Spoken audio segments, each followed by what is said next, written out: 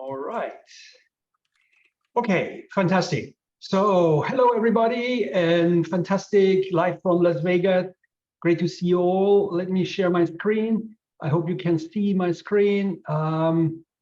And it's my great pleasure today to welcome our speaker, Daniel Joseph Chenin, our local alumnus from our school. We're very proud of Daniel and all the things he achieved and is doing. Here you see the poster of our free online lecture program. Happy Friday.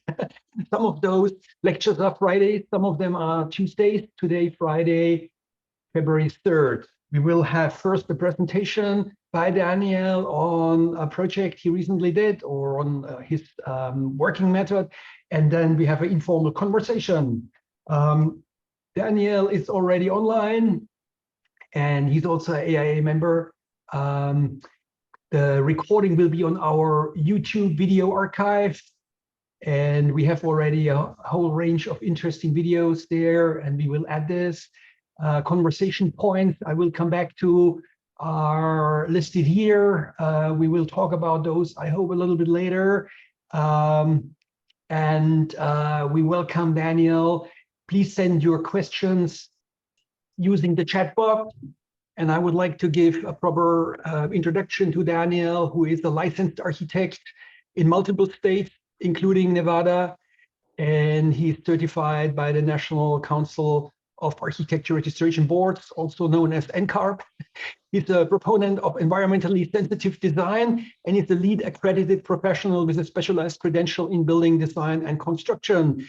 A native of Nevada, he has a deep affinity for the American Southwest and the Mojave Desert, its powerful landscapes, its vivid colors, and its various ecological challenges. After graduating, Daniel stayed in his native city, and he studied with us, doing his bachelor as well as his master. And he's been teaching for many years as an adjunct professor in our program. Only 9 years ago, in 2014, Daniel founded his firm, his own practice, Daniel Joseph Chenin Limited, an award-winning multidisciplinary firm, not just architects, but also interior architects, landscape architects, graphic designers, also interested in furniture, fixtures, and accessoires, FF&A design. So what we call integrated design. And we're going to talk a little bit more about this integration with Daniel later. He's an active member of the American Institute of Architects. That's also how we met. And in 2022, he received the Nevada Silver Medal, the highest medal, highest esteemed prize award given here in Nevada, the AIA Nevada Silver Medal. There's always one recipient per year, and 2022, Daniel was the recipient. He's won many awards. The list is too long to go through. I would suggest we first hear from Daniel, his thoughts, and learn about his work. And then we're going to have an informal conversation. And hopefully we also get some questions in from the audience. We have a good audience here. I welcome the students and the profession from UNLV and Las Vegas. Great to see you all. Happy Friday. And this will be a treat today. Such a wonderful designer who actually has done a lot of amazing projects. And over to you, Daniel. We're all keen to hear from you. And I think you should be able to share your screen. Right, let's see if we could do that. All right, I think you can see my screen. Yes. Yes. All right, so thank you everyone who has joined us. Appreciate the time that you're taking to take a look at what I have to say. And Stefan asked me to walk you through one of our recent projects. And Stefan didn't mention this, but you were actually one of the jury members on one of the recent international awards that we won for this project. We'll dive into this. This is what we call Fort 137. This project is in Las Vegas, Nevada, about as far west as you could go. If you look at the right side of the project, essentially that last wall, it sits on the edge of the Bureau of Land Management. land, which is federally protected preserve, going all the way up into the foothills. So this is about as far as you could get on the outskirts before you get into federally protected land. But what is a little deceiving about this image is that while it looks like it's out in the middle of nowhere, which it is on 3 sides, the side that's to the left actually connects to a luxury development, which is called the Summit. And that's a Discovery Land Company property that a lot of affluent individuals have been buying in, that have been moving to Vegas from places all over the country, especially spurred by the pandemic, people getting out of certain locations. This project started in 2018 and went through almost a year of planning and design, in which we provided full service architecture, interiors, furniture design, procurement, as well as the installation of it. So it was a turnkey project, so to speak, for our clients.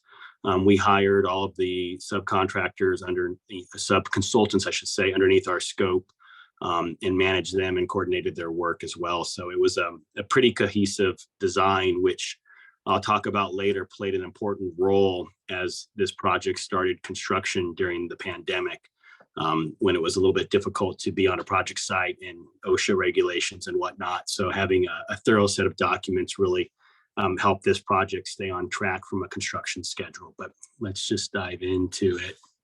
So you could see here, all these photographs are true and unedited in terms of this is how it really sits in the landscape. And when the homeowners interviewed us, they weren't from here, so they were really looking towards having someone conduct this entire project from beginning to end. And they have several homes, so they were experienced enough to understand the sell, at least if you call it that, when we were doing our pitch of why pick us or why hire us. And that was because we could coordinate all of the work cohesively.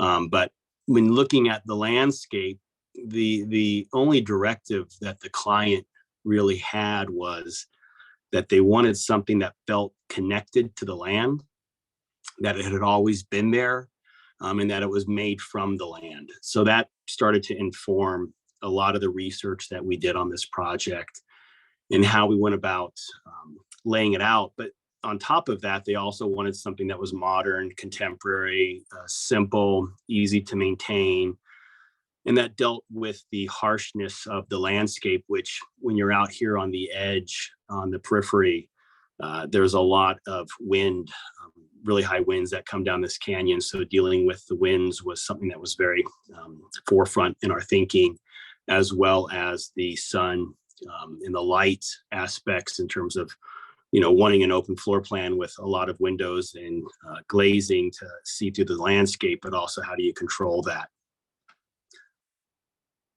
So where it sits, kind of backing up, is right here in the red dot, which is kind of in the middle of the Red Rock Canyon conservation area. This is an older aerial, but if you could see my cursor kind of floating around, that area that it's sitting in here is a development that was in partnership with Howard Hughes and Discovery Land Company, which is called the Summit. And then this is a view from the lot from here, looking this direction towards Calico Basin. So you could see Spring Mountain on the left, and then Calico Basin directly ahead, and then all of the trails and interconnecting elements, which is what was appealing to the homeowners and why they chose this site. They're really avid nature enthusiasts, and wanted the environment to be the backdrop, if not the forefront, to this project. So that's kind of a layout of it within the site. So it sits on a cul-de-sac in a corner. There's another adjacent lot which could be developed over here, but the rest of the surrounding on the 3 sides towards the south, which is the bottom of the page, west to the left, north up, all of that will be undeveloped. So in thinking about this plan, because of the way that the client asked us to design and describe their family and how they interact with one another, A lot of it was about creating space for engaging with one another, but then also space to reflect and retreat from that communal aspect. So from our standpoint, we really looked at like a nucleus type of plan where the gathering spaces were in the center, and on the periphery was the more intimate, reflective type spaces. And then that also allowed us to really connect on the periphery with certain view corridors in the landscape, while engaging the center to be more north-south oriented. Also, with the way that the wind was coming from the west, we needed to figure out how we could protect an interior courtyard, or an experience that the client had requested from the heavy wind, so it could be used for most of the year. And what ended up happening was this diagram, of kind of these two hand shapes. And my team kind of remembers me coming in one day and kind of like laying out my arms in a chopping motion, saying like, that's what we have to do. We need to have these two bars running through the project, and then connect these masses to those that start to read as these elements emerging from the landscape. No different than the rolling hills that you see in those earlier surrounding pictures. So that's essentially how the plan came about. But on top of that, when we started to look towards the research that we had done in the valley of structures that were more a part of the land, one of the ones that was forefront was the Mormon Fort, which is down there by the stadium in downtown, with the stacked rocks. And so we started to look at that, and also, what it means to design in a hot, arid climate of the valley. And courtyard configurations are obviously ideal, and evaporative cooling works with negative and positive pressure. So I'll show you some slides in a minute of kind of how we started to deal with that. But the project came about really with looking at the Mormon Fort from a material standpoint. And then the idea started to implement into the project that the ruggedness of the landscape would come in and stop at the exterior, and then the precision and more clean interior would then prevail. This is what it looks like in an axonometric form. And this is a presentation slide that we had shown the client during the design phase. And then you'll notice this round rotunda.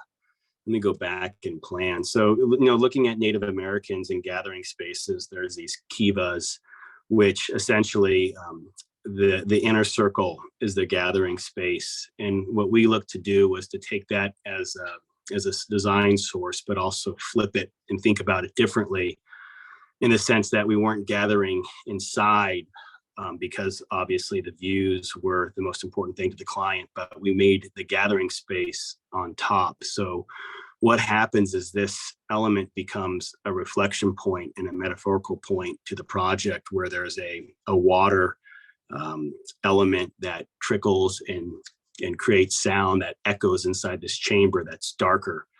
So when a guest comes, or the homeowner comes from the front, you walk through this chamber, which is darker. There's a hole cut in the top with, a light ray coming through, and you hear the sound of the water trickling, which is, something that's very, very precious and special in the desert. And then you walk through it, and then the light becomes really bright again, and you're in a new environment, which is this courtyard.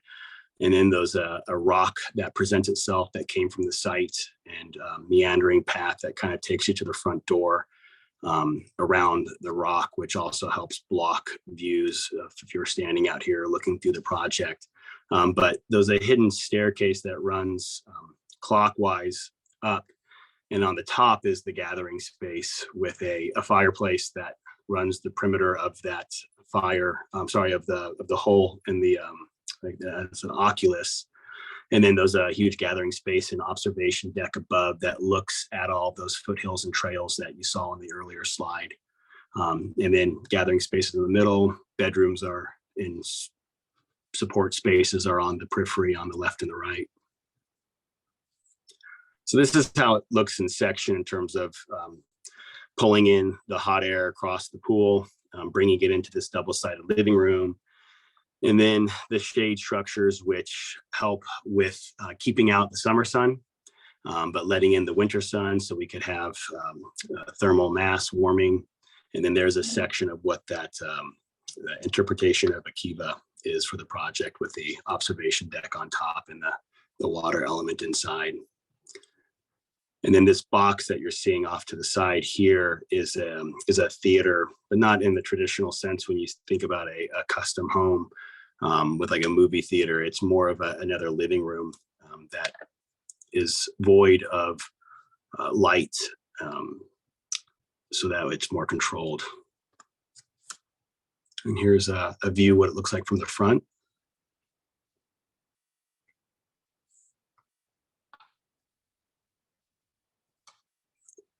And here's some details inside that entry point. So you can see how much darker it is inside, and then the light outside. And that really starts to act as a cleanser, if you will, when you walk through the project to set the tone for the inside. And one of the things that we were thinking with this project is carefully controlling the sight lines, because depending on where you are in the project, you can look back and see the city. And for us, our approach was more from a Disney standpoint. When you think about, if you've ever been to the theme park in Anaheim, when you're in one of the environments or the lands, like say the Frontierland, you can't really look and see the future land, right? They're carefully crafted with sight lines when you're immersed in those environments. And that's one of the things that we thought to do with this project, was to carefully craft the views so that way, once you're inside of it, it always feels like you're out in the middle of nowhere. So this is walking in to that courtyard from that entry rotunda with the large massive rock that was originally from the site, and it was moved down a couple of football fields away from the project, and we had the contractor bring it back. We didn't realize how difficult it would be to bring a rock this size. It's unassuming. A person is kind of where my cursor is. This is a really, really big rock, and it involved, I think, 15 people in the largest crane that's in the valley, with, I think, 4 flatbed trucks to get it. They had to make a road to bring it back to the site because of the way that it was developed. But we thought it was important to kind of bring it back to where it came from. Some detailed elements of how we were connecting the inside and the outside. The outside of the space is on the left. The inside of this little seating area, you could see the light fixture that connects the two of what they look like. And then there's that space back right there that you could see. So sight lines were really important in this project in terms of how we laid out the symmetry or the asymmetry in terms of the point line plane.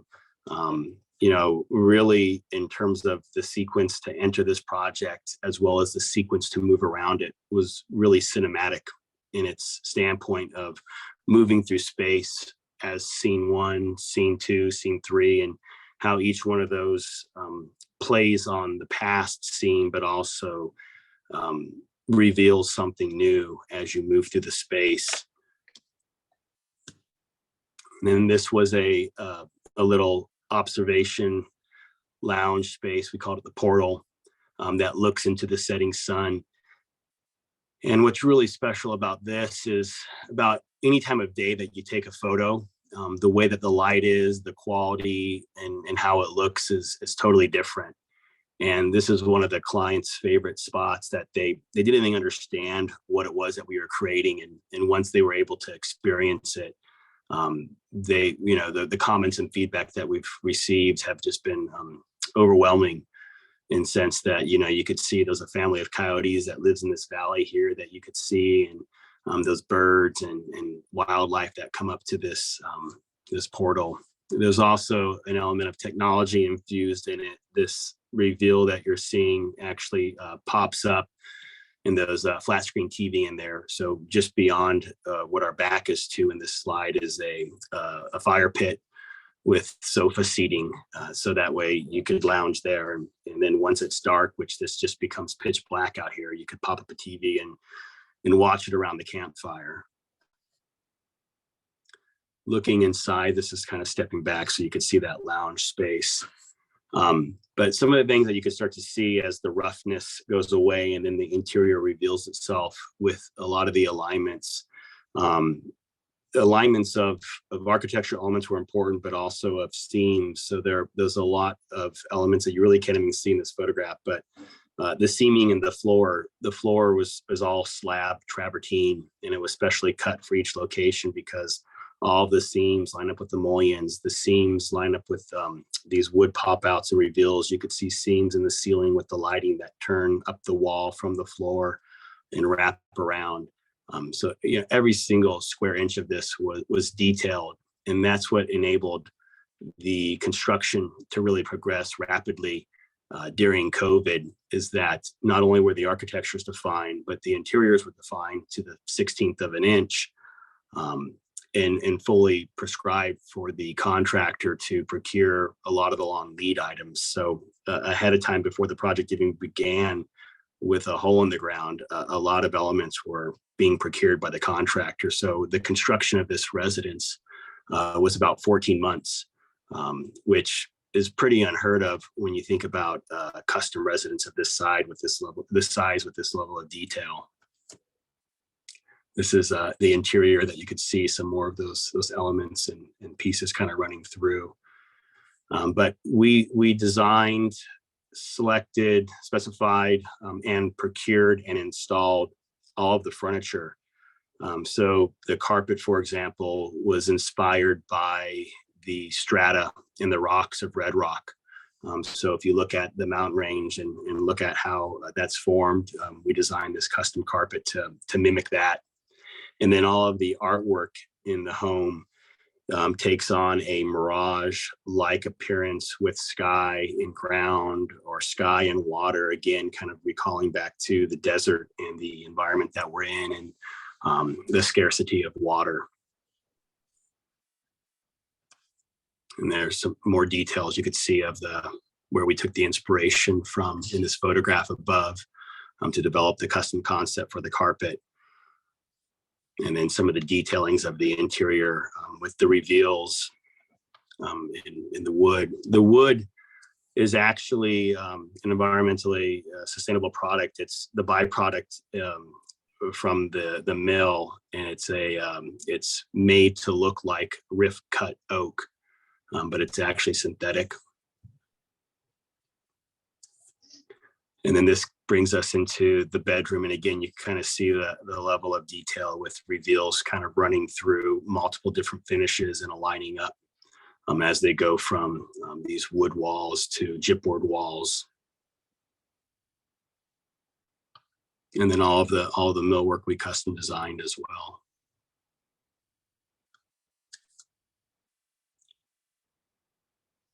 One of the views through the major circulation of the house to the right is a mudroom coming in from the garage. To the left is the entry into the theater.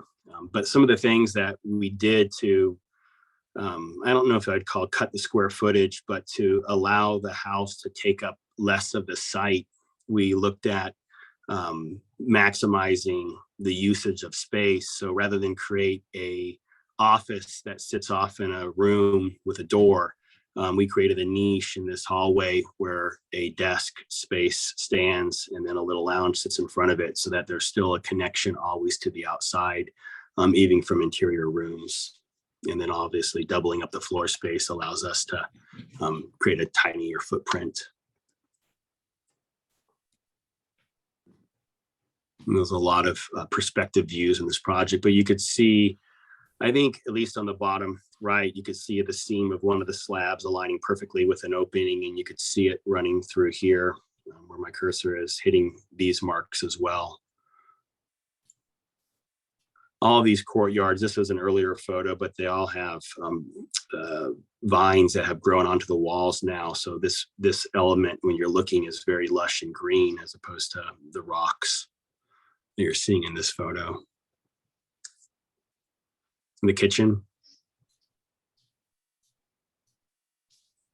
All of the hardware we custom designed as well. So these poles, we custom designed and had a vendor cast them for us.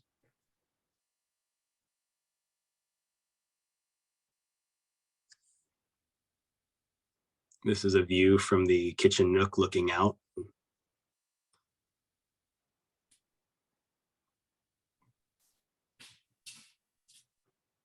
Some of the details of the metal shrouds that protect the fenestrations.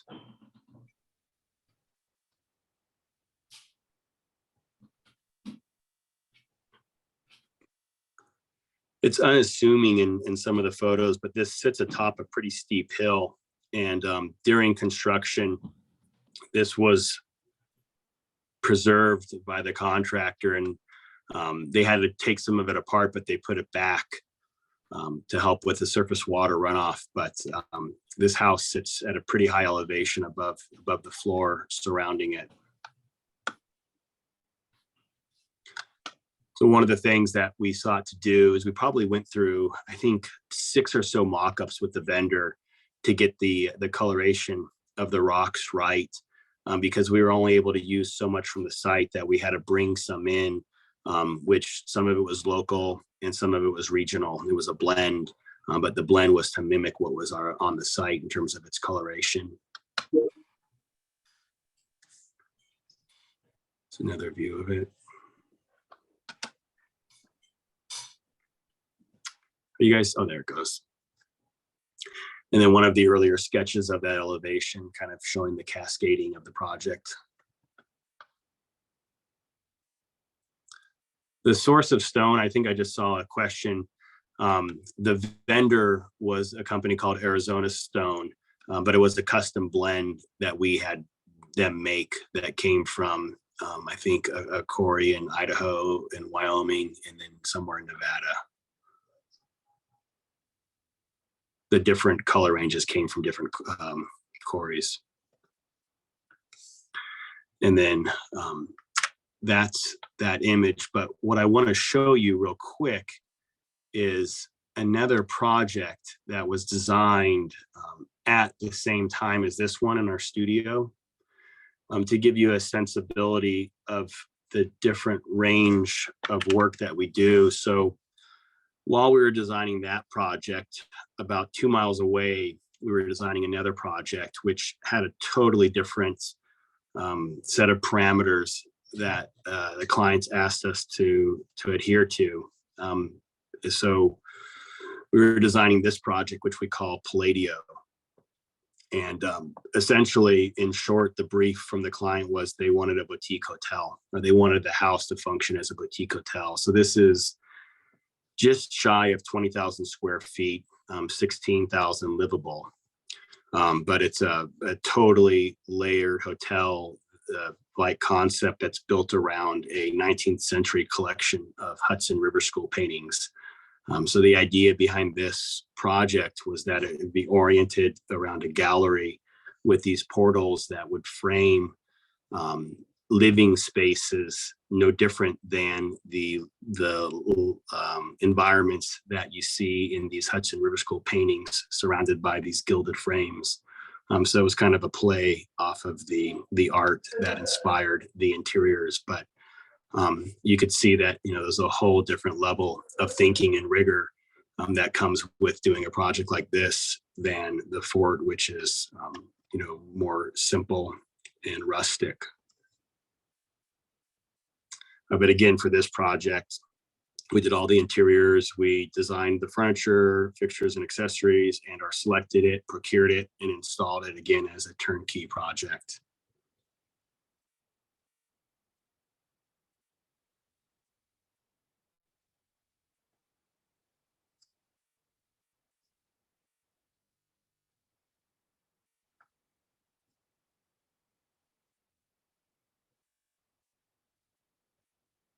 So a lot of clients will ask us, what our ranges are to do something that we, though I guess let me back up. I think for us, the what's exciting is when a client comes to us and they look at our portfolio and they say, hey, I really like your work, but I'm not seeing what I'm looking for. And that's where we get excited, because with that mindset, we get to create something different. Because for us, as you can see between these two projects, we don't necessarily have an aesthetic or a style. The style and aesthetic really is in the level of detail, in the rigor and the cohesiveness of a project from a full service perspective, and coordinating it and getting it built exactly as we promised the client. That's, I think, what we've become known for. And then the aesthetic changes depending on the clients that come to us and what they ask us to do. Wonderful work, wonderful work. Do you want to show anything else, or should we get a couple of questions about the house, Daniel? Yeah, either way. I mean, I could pull up more work later if you want to go through some questions, whatever makes sense. Let's talk a little bit. There is one question about Ford 137. How much irrigation do you have on the exteriors and inner courtyard? It's all about water in the desert, of course. Yeah, so there is some irrigation. All of the plants are native to the valley, but of course we have everything has. Well, I wouldn't say everything. Most of it has drip irrigation. There are some plants and elements that don't require it, but it's minimal water use. But there is still some, of course. The question is also, are you fully connected, to the sewage system? Because it looks very isolated. Do you have canalization there, or are you using septic tanks, or what's the deal there? No, it is connected to sewer. Surprisingly, yeah, the developer went through and made sure at the just inside the lot, within a couple feet, that there was power provided, as well as water and waste. So we didn't have to do anything because it was already brought to the site. This is a pre kind of developed pad, so to speak, in terms of the services. JP is asking, are there any lead considerations like, solar energy, solar power, or other things? Yeah, so we designed this with kind of a net zero energy mindset. And unfortunately, because of the pandemic, one of the things that we were not able to get in time was the solar panels. And there would have been additional cost to get it, but we pre-wired and put in the infrastructure for it. And then we did a year-long evaluation post-occupancy to look at the actual use and data.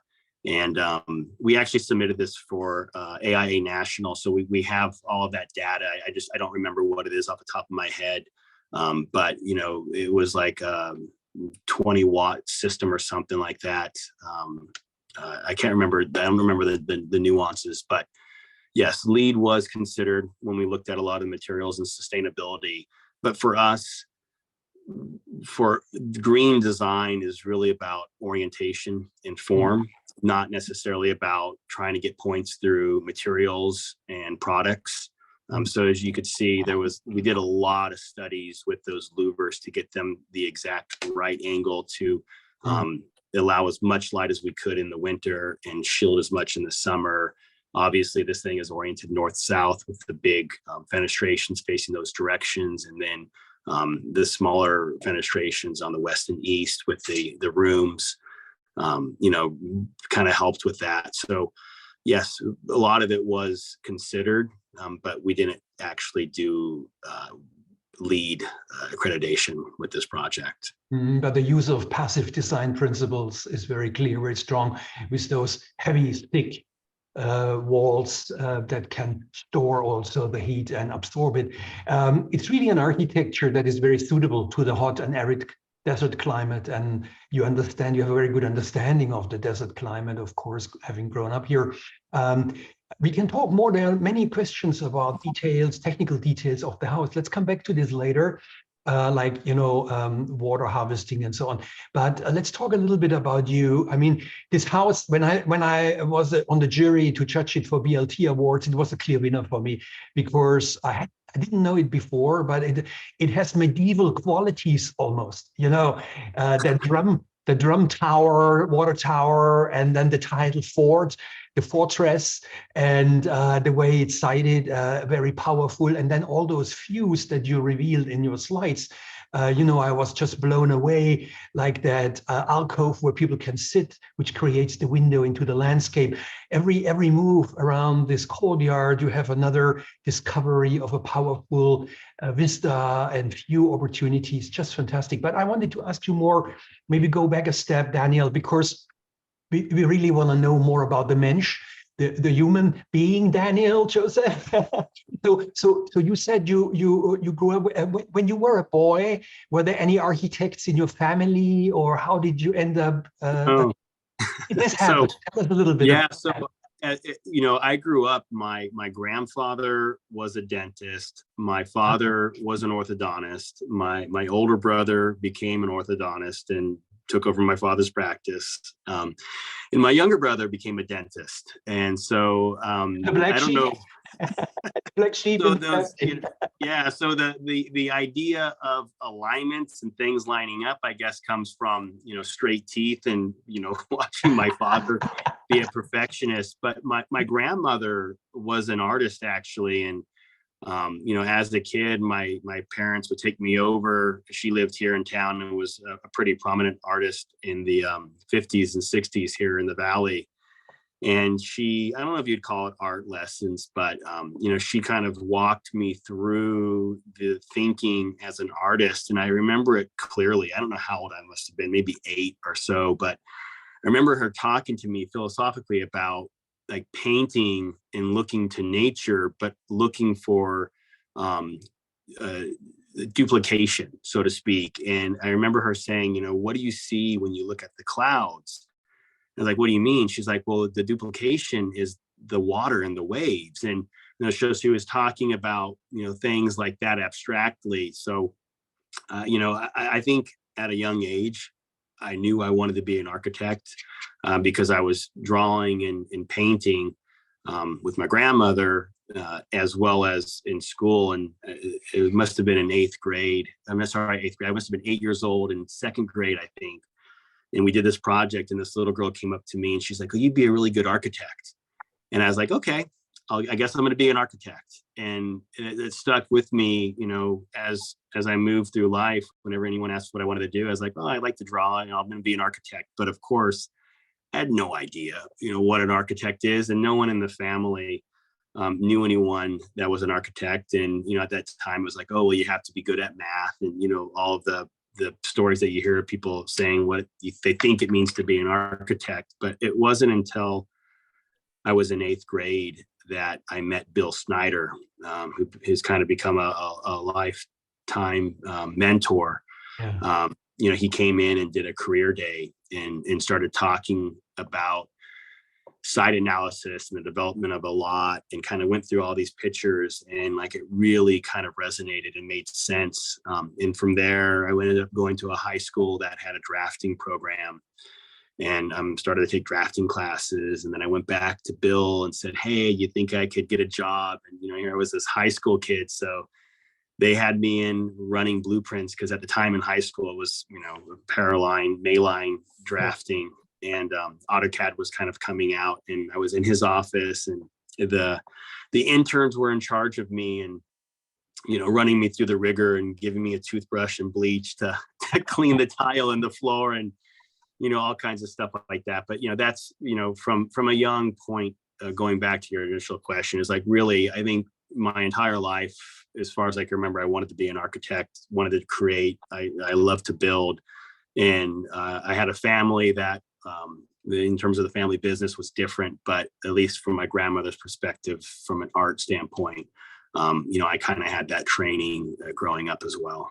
That's great, Daniel. And I believe those early childhood influences and formative years are critical to understand your work also, and what you said about the materiality of the house made from the land. I mean, this is a very artistic idea, like a sculpture or a potter would do.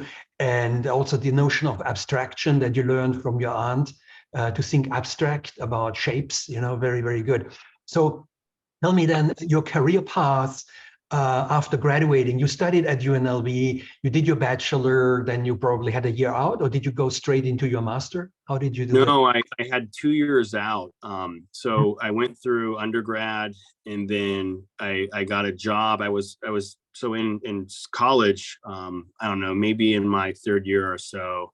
Yeah. I had a jury situation with Eric Strain, who, at that point in time, I think had just gone out on his own with Assemblage Studio, and he had two other students or interns working for him, and I went to work for him and was kind of doing my internship. And then my career at that point it shifted. So I graduated, and I by chance met a really prominent interior designer in town that was doing international work from a hospitality standpoint, and not like casinos, but resorts for Four Seasons, and upper echelon brands. And somehow he got a hold of my portfolio from one of my friends, and the next thing you know, I was in there for an interview, and started working in interiors. So after I graduated, I worked in interiors for 2 years, went back to grad school, got out, went back to working in interior hospitality. And then, that's where the interiors start to come into play in our work, is that, basically after school, the bulk of my experience, aside from doing my IDP at the time, or the AXP, with Tate Snyder Kimsey here locally, the rest of it was interior based. And that comes very strongly through in your work, the love for the detail, the materiality, and really taking things, don't stop with the architecture, with the space making, but really take it all the way to the color scheme and so on. So then after you graduated, you stayed in your native city, Las Vegas, where you grew up. And the desert means a lot to you. You said it's powerful landscape, and the way you situate a building within that landscape is, of course, a very common problem to architects, but also the understanding of landscape architecture, of ecological challenges. Could you talk a little bit about that? What does the Mojave mean? And are you somebody who spends a lot of time out there on the weekend doing hikes, or are you more a techno man going to nightclubs, or what you doing apart from architecture? Yeah. So I ended up staying in. Yeah, I ended up staying in Vegas, because the interior design firm I was working for was an international 100, one of the 100 ranked ID firms. So we were doing work all over the world. So I got to travel through the projects that we were doing, metaphorically and physically. So it really didn't make sense to leave when I had the opportunity to design through the world. Where I was, obviously growing up here, those a relationship that I guess love-hate with the desert and the heat. But for me, when I was going through school, and even now, I'm much of a recluse. Like I don't really want to go out and party. I don't want to play. Like any opportunity that I could get to work and think, and I have. So I don't really.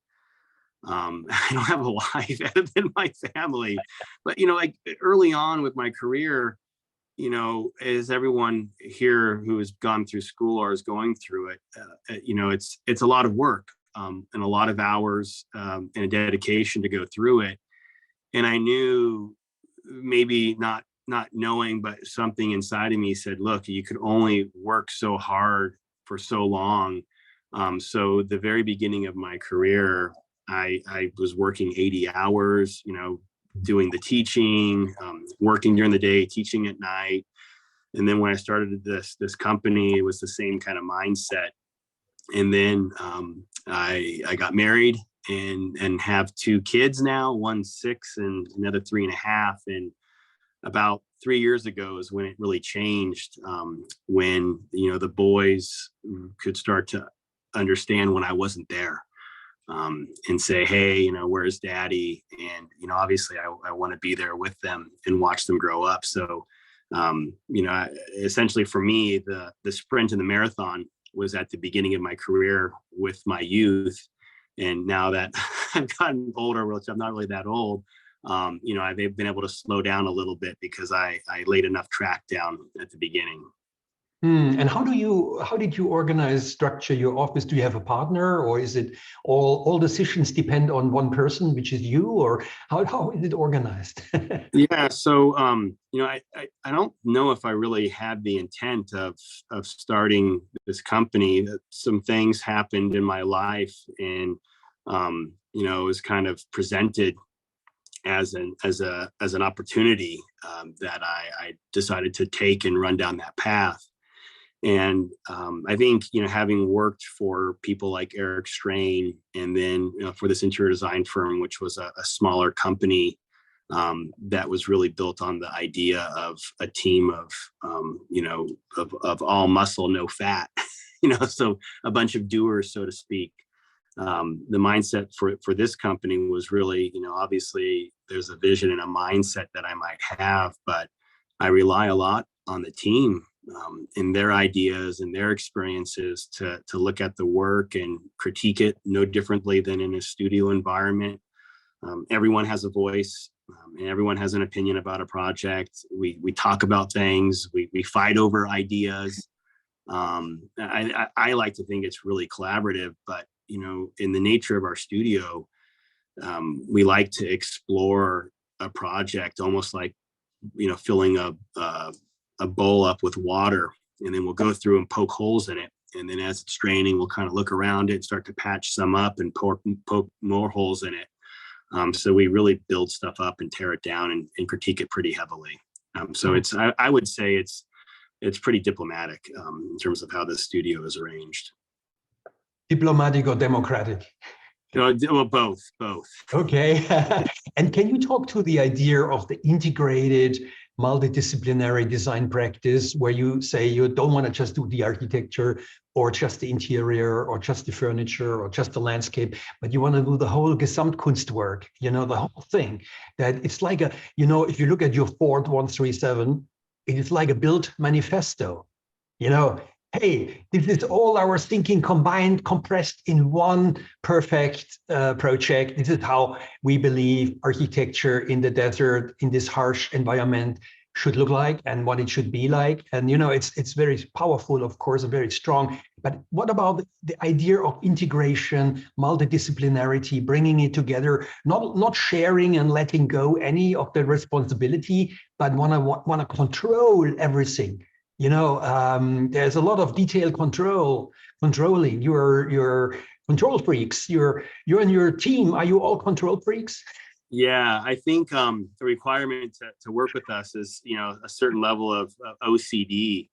I'm a control freak when it comes to alignments and things matching up, and I'm constantly searching for it, and it's it's a blessing and a curse, because I walk into spaces and I look up and see things that don't make sense. But with the integrated studio, you have to have a team that is also made up of unique individuals. And for us, teaching at the university, I'd say half of the team is past students of mine.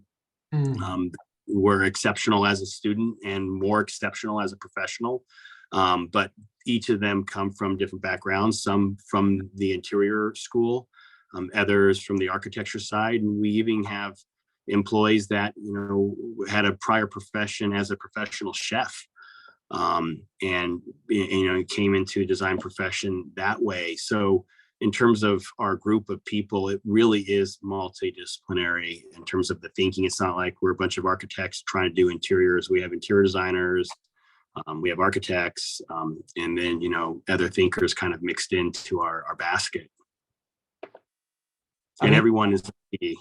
Yeah, I mean your clients are very wealthy clients. You're not doing social housing. You're doing luxury housing for elite.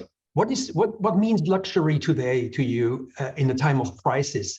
Is this something you work hard, this is what you deserve, and luxury in times of need for sustainability, in times of climate crisis, but also in times of all kind of difficulties. Society just the last 5 years, 3 years has completely changed. And so has the notion of luxury. Can you talk to that a little bit more? Yeah, I mean, I would say the bulk of our clients, are affluent individuals and, asking us to create projects that, obviously are not social housing when you look at the details. But I mean, in terms of the design rigor, good design is good design. They just get layered and materialized differently, which then brings different price points. But in terms of, thinking about organization, layout, access to light, and all of that stuff, that's just good planning. And you could do that with decent or modest budgets, right? But the big thing is you have to have a client, a good client, and that has the mindset to want to do a great project regardless of what the budget is. Because if you don't have a great client with an open mind to allow us to design on their behalf and create something, then you can't even get to the next level.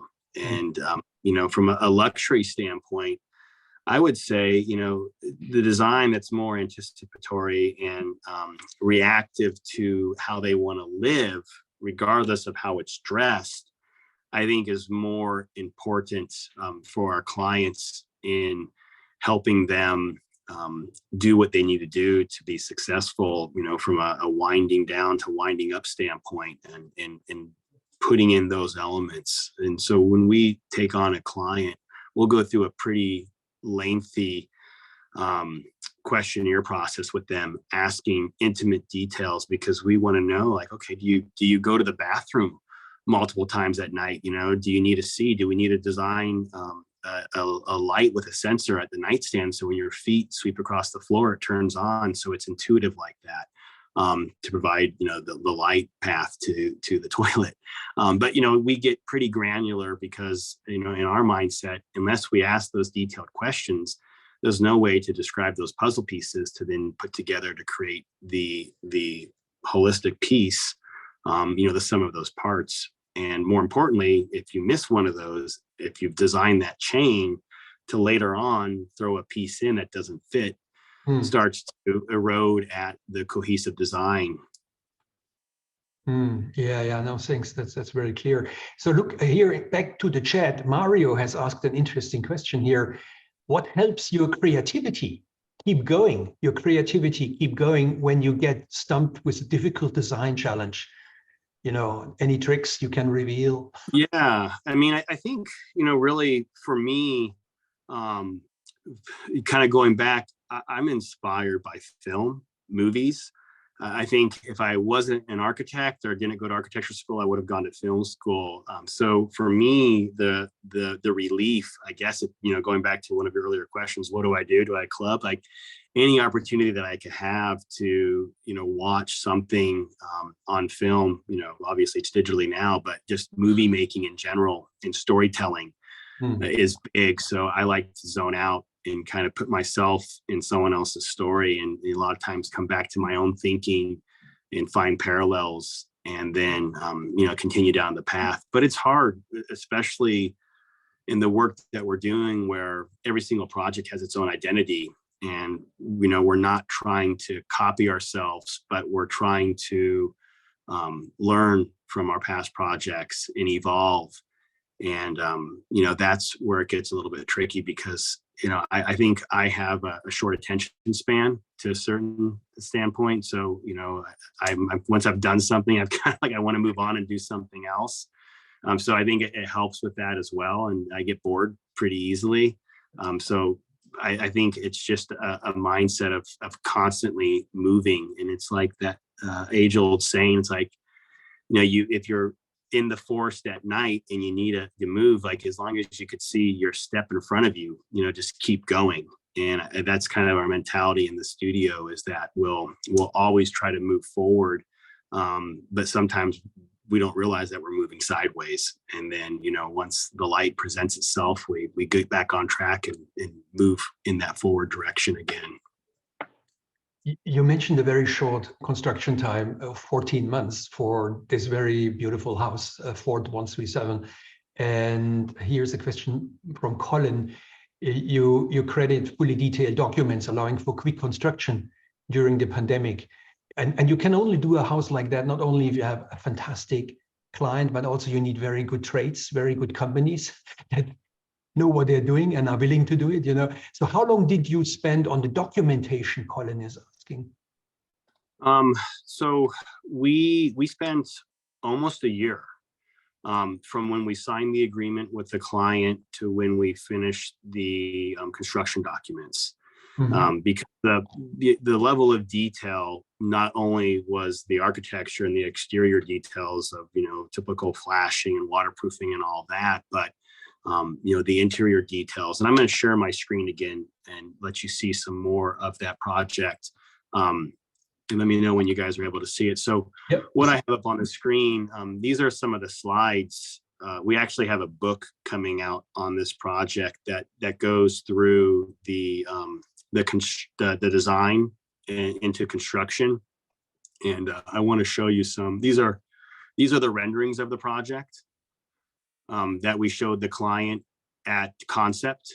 These are our concept renderings. So it gives you a pretty good idea that from the concept in terms of how this thing evolved, it really was very linear without any changes. Thankfully, we hit the mark with the client and what they're asking for the first time, so we didn't go through that loop. These are the more complete renderings that were shown during the design development phase of the interiors, and then some model type stuff. I'm going to kind of go through this really quickly to get into some of the construction drawings. So like this one on the screen, this is the roof. Because you could stand on this rotunda and look over the building, you know, for us, the way that the roof was organized and detailed and how things were aligned was very critical. Because, you know, anything that you could physically see, we wanted to make sure was buttoned up. But as we start going through the project and some of the details, you could start to see, you know, some of these interior elevations, you know, where we always look at human scale and reaches and anthropometrics and, you know, ergonomics and all that stuff as we design. So we really think about a lot of that. And some of the things that you're seeing here on these elevations that you can't even see in the photos are subtle changes of the grain direction at different heights as it moves through the project. But these are some of the shots of construction going through, and I want to get into some more of the interiors to show you some of these details. So this top piece right here, this was the first piece made on the project. So before they even put a shovel in the ground, or while they were doing the site excavation, they made the crown cap, if you will, in a warehouse. And then that got brought in pieces and assembled out to the site. So in terms of, you know, building and hold to dimensions, a lot of those were critical. We did this project in Revit, which is, you know, a form of building information modeling. So we were able to really look at a lot of those details from an architectural and interior standpoint, but also the integration of structure and mechanical, electrical, plumbing into the project. So we were able to determine and coordinate collisions early on, which is something that you really don't see in residential design and construction. Some of the spaces.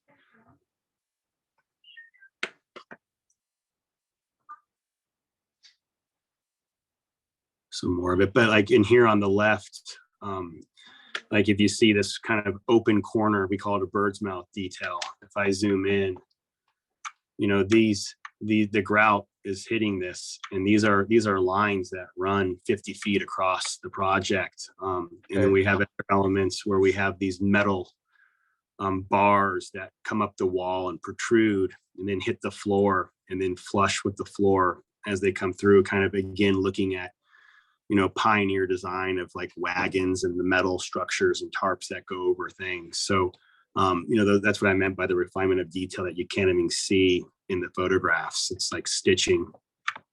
But, you know, we laid all of that out. Everything was dimensioned. So the contractor, you could see again here, with the stone, pretty close alignments all the way through the project. So we were able to hit all that because we had documented and detailed it exactly what we wanted. Very, very impressive. And also, it's really an attitude, that comes from a very systematic thinking, having done large projects and then going back and knowing the industrial construction methods, and then going back and knowing what's possible in large projects and bringing this knowledge into house scale is fantastic. There's really a school of thought.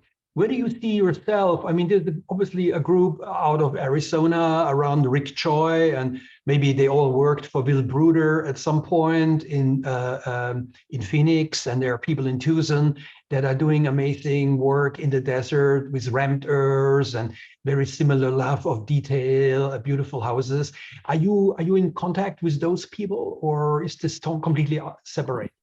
No, I think, we're kind of on an island here. I think, obviously some other, great designers and people here, like I mentioned, Eric Strain, working with him to this day, we still have a really great open relationship. I could, call him and he'll answer his phone and, just talk about anything and ask for advice. But in terms of, people outside of Vegas, we've maintained contact and had great conversations in open and candid dialogues, but we're not really necessarily following the schools of thought of any of them. We're just kind of doing our own thing, which really stems from the interior. Because when we do a project, as choreographed as that architecture of the Fort 137 is, it really started from the inside out. When we look at spaces and lay out rooms, we start to think through, okay, how are we going to furnish them? How are they going to function? What needs to be in there to support it?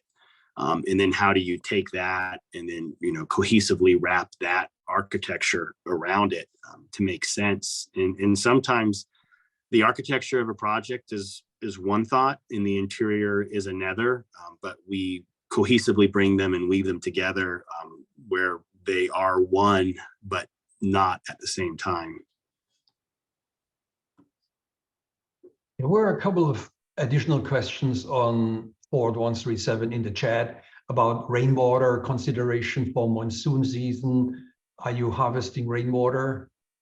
So I wish we could have. The idea of that drum was really to be a cistern in the middle of it.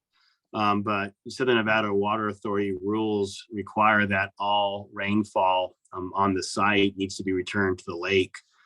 So we're not able to harvest it or collect it. If we were, the project would be different in its sustainability, point of view.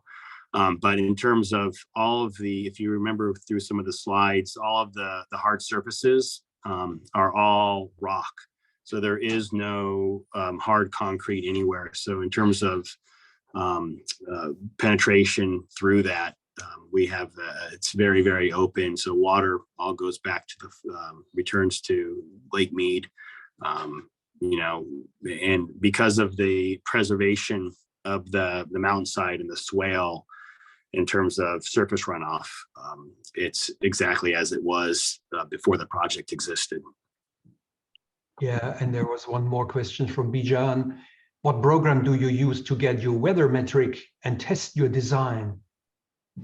So we pulled lots of different data. Obviously you could get, wind information from the airport, which, it's in the center of town and it's different out on the periphery. So we started with that. Obviously we could look at heating and cooling degree days, and that kind of metric and information is available on the web. But since we were modeling this, we could use, some of the modeling software and energy to kind of predict what the building's doing. But really a lot of it was just looking at the way light fell on the building facade. And looking at things that we could do to control that through the fenestration in those portals or those frames that we had on the project.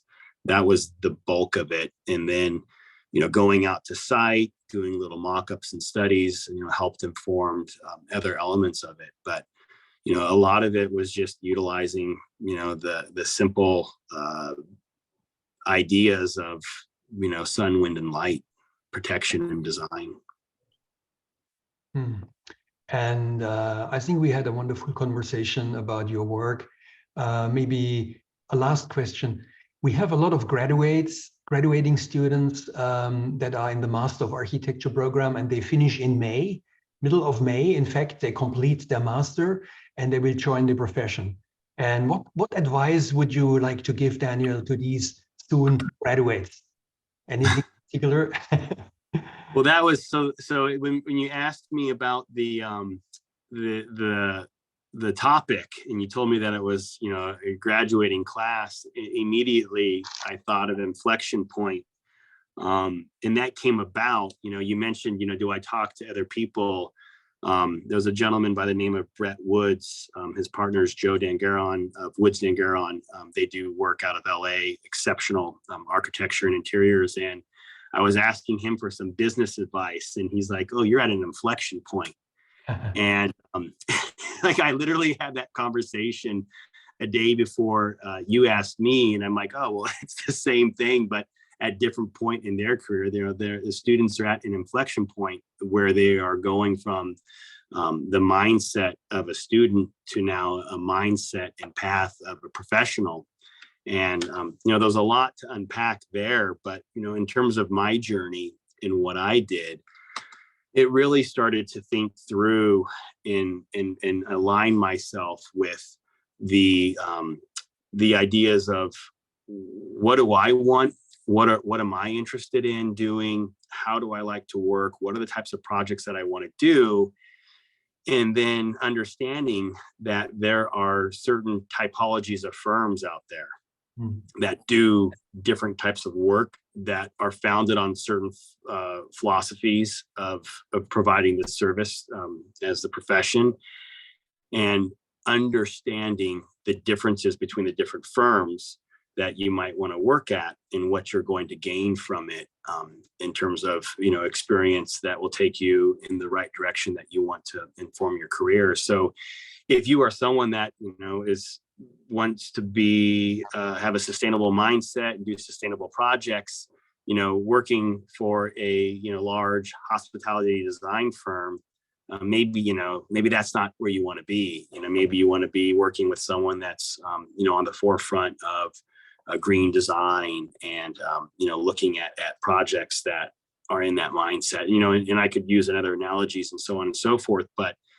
for me, in my 6th year, I had professional practice classes, and there was a local architect, Ray Lucchese, came in, and we were going through the architect's professional practice handbook, and we did a whole semester on understanding the typologies of firms, type A, B, C, D, and E, and what the differences were, and taking that and aligning your mindset of where you wanted to be with the firm, and the idea of pairing up philosophies, in alignment, right, for success was paramount.